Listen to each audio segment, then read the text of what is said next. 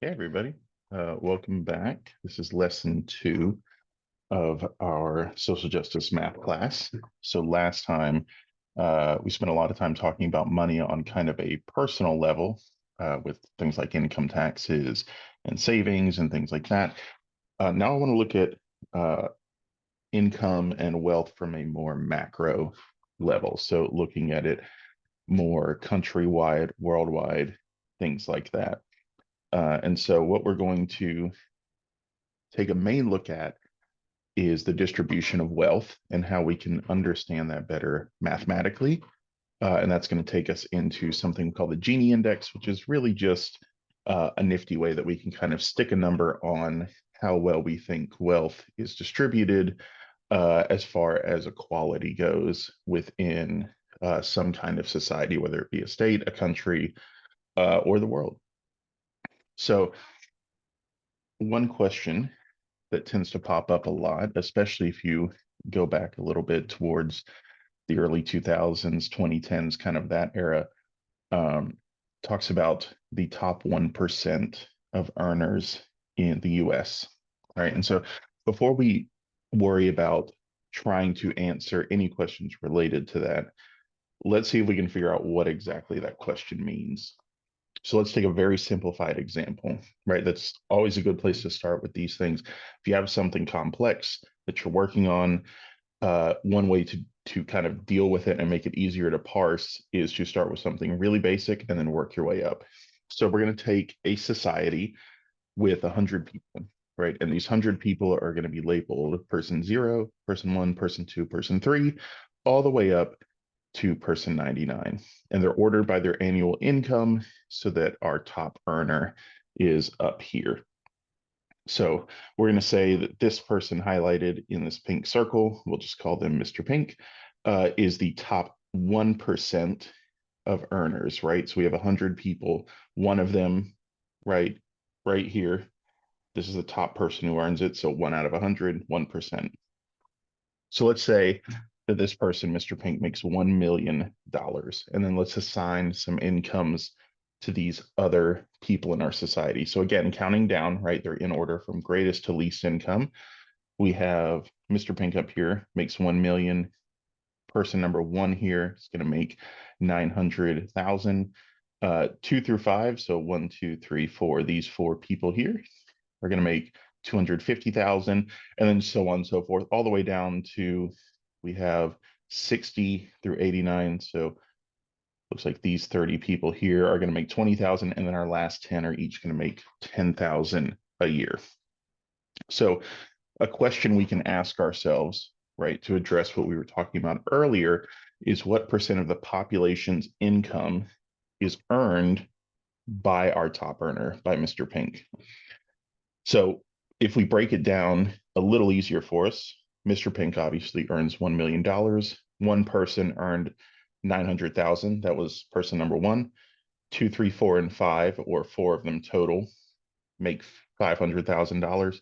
And so what we can do is we can just take all of the incomes for every single person and add them up. But rather than adding 100 numbers, because that sounds really arduous and quite boring, we can cheat a little bit because multiplication is just fast adding. So if we have 30 earners, each making $20,000, we can just do 30 times $20,000 and then add all those up. So 1 times a million for Mr. Pink, 1 times 900,000 for number 1, 4 times half a million right there for 2, 3, 4, and 5, so on and so forth down there. And then we get a total of $9,375,000. So to go back to our question, we want to know what percent is earned by Mr. Pink, our top earner here. He makes $1 million, so that goes on top. And then our total goes on the bottom. And so we get this fraction out of it that we can turn into a decimal. We get 0.106, and that 6 keeps going for a while. So if we convert that to a percent, right, the top 1% of earners in this society is going to earn a little north of 10% of the total income. So 1% of the people, 10% of the income, right? So this is the question we are going to look at, right? This is the idea we are going to try and parse today. Can we take this method that we just did and apply it to something a little more complex? So let's start making this a little more accurate to what is actually happening, right? So let's take another scenario that's simple, get a different perspective. If incomes were completely and equally distributed, then how much would the top 20% earn? So the top fifth of all earners. What about the lowest fifth of earners? Right. And then, of course, that begs the question, what about all the people in between? So we kind of have this breakdown where we can say, rather than looking at it as the top 1% or the top 2%, let's just break it into fifths, right? So we have the lowest fifth of earners, and then the next fifth of earners, and then the next fifth of earners, and kind of split it up like that. So we can make a chart here to break this down. We would say the lowest fifth of earners, right? The second fifth of earners, the third fifth of earners, all the way up to the highest fifth, the people who make the most money. And they each, right, get 20% of the income if everything was completely and equally distributed. Because if everything is equally distributed, then there's no top earner, there's no bottom earner. Everybody makes the same money. It would be like if everybody in the US made $90,000 a year, regardless, right, then there wouldn't be, right, a Mr. Pink, there wouldn't be a top earner. So this is kind of the extreme version, right, of our problem where everything is equally distributed.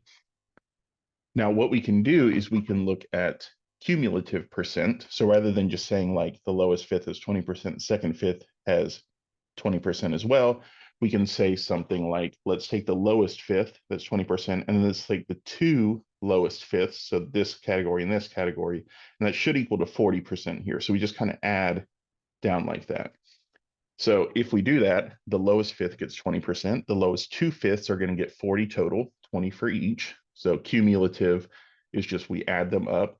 The lowest three fifths get 60, the lowest four fifths get 80. All of them together make 100% of the income, 100% of the people make 100% of the money. So if we chart this out, going back to what we did last time, on the x-axis, we can put the percentage of households. So 20%, 40%, 60% represented as decimals here. On the y-axis, we can put the percentage of income. And of course, because in this scenario, everything is equally distributed, we get this nice straight line that goes up here, highlighting everything from 0% of the people make 0% of the money, 20% make 20% of the money, all the way up to 100% of the people make 100% of the money. So we call this thing, right, that we've just made, this line, the Lorentz curve for perfect equity. So perfect equity, meaning everything is distributed perfectly equally. And the Lorentz curve is describing this line named after the person who came up with it. Now, one thing to point out is we have a line here. Why on earth are they calling it a curve? I mean, if we're speaking from a mathematical perspective, a line is technically a curve, but nobody really thinks about that in a casual sense like that, right? So that's something to keep in mind as we move to something a little more realistic, right? Let's say we have this distribution of wealth in a society. So the lowest fifth of earners makes 11.5% of the income. The second fifth, so 20% through 40%, right, are going to make 15% of the income. Third fifth are going to make 16.5. The fourth fifth make 20. And then the highest fifth, our top earners here, are going to make 37% of the total income.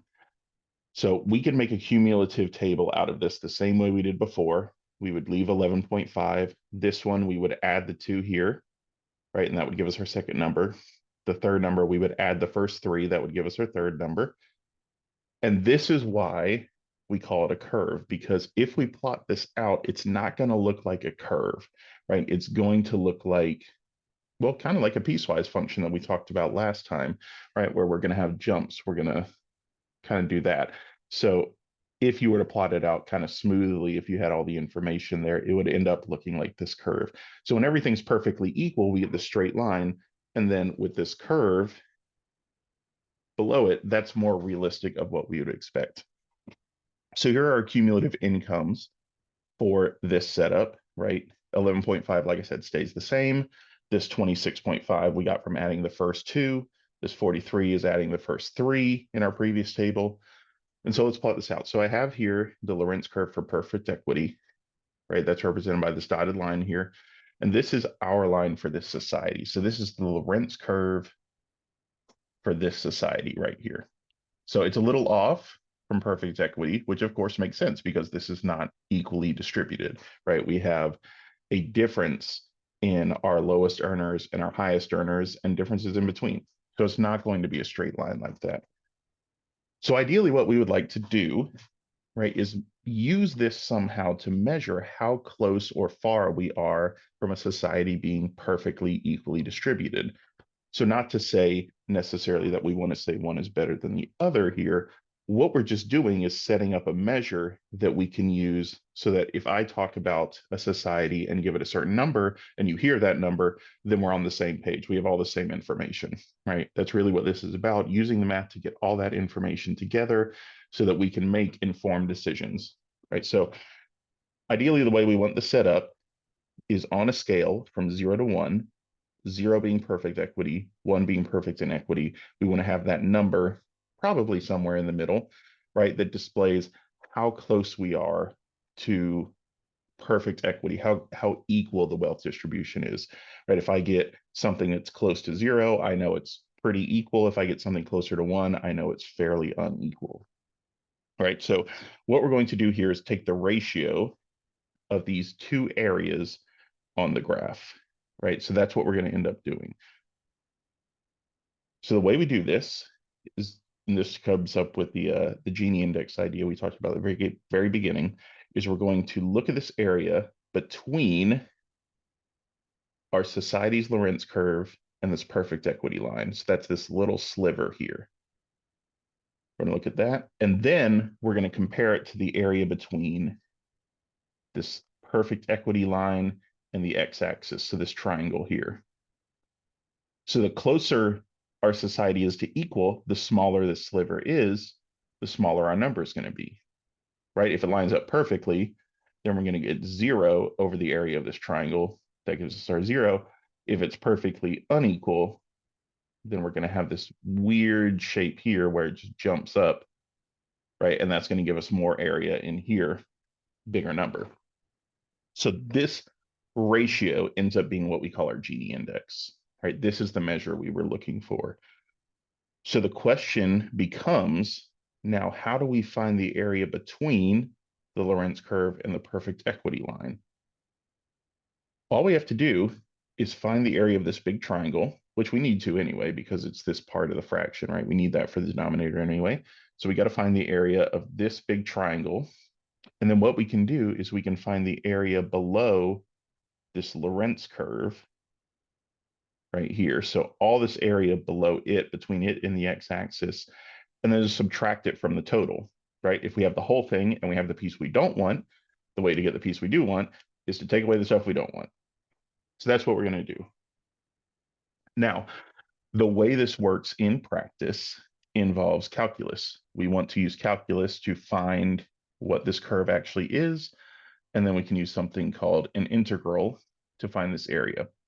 You don't have to worry about that, right? At least not now. When you take calculus, we'll talk about that. But for now, you'll notice if we kind of break this up into pieces, we end up with shapes that are familiar, right? So right here, if I break this up, that's a triangle, right? And I know the area for a triangle is 1/2 times the base times the height. So here's our base.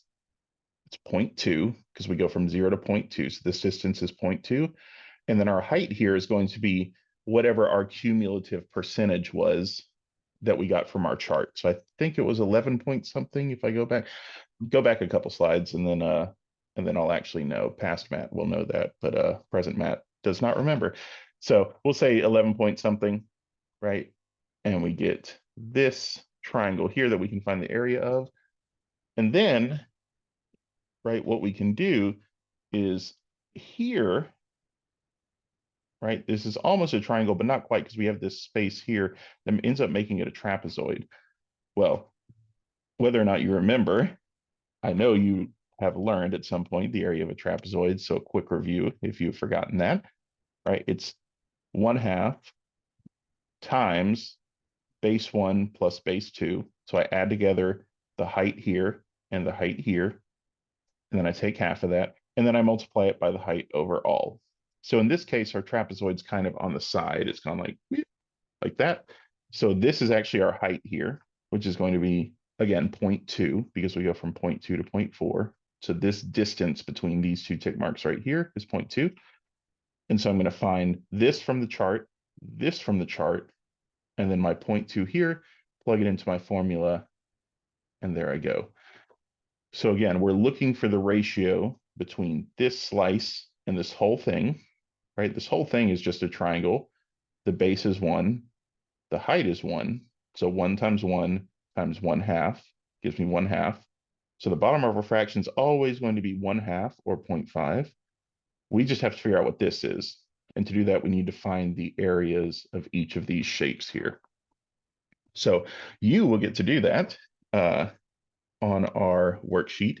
So again, those are due the morning of our first test. I will put up the Dropbox on Canvas for you to upload those. Make sure you upload them as a PDF. They will need to be a PDF because otherwise Canvas does not like it very much and I get gibberish on my computer. The other thing I want you to do, right, is just think about income and wealth. Last time we talked about it from a personal level, but now, right, thinking about it from a more macro worldwide level, right? How is wealth distributed, right? Is that fair? Are there ways to make it more fair, right? How would you go about promoting a more just distribution of wealth and resources, right? So think about this. Think about what you would do if you had all the power, right? All the ability to change things, right? If you could retool the system from the ground up, where would you start? What would be your priorities? All right, y'all. Thank you for watching, and I will see y'all in the next one.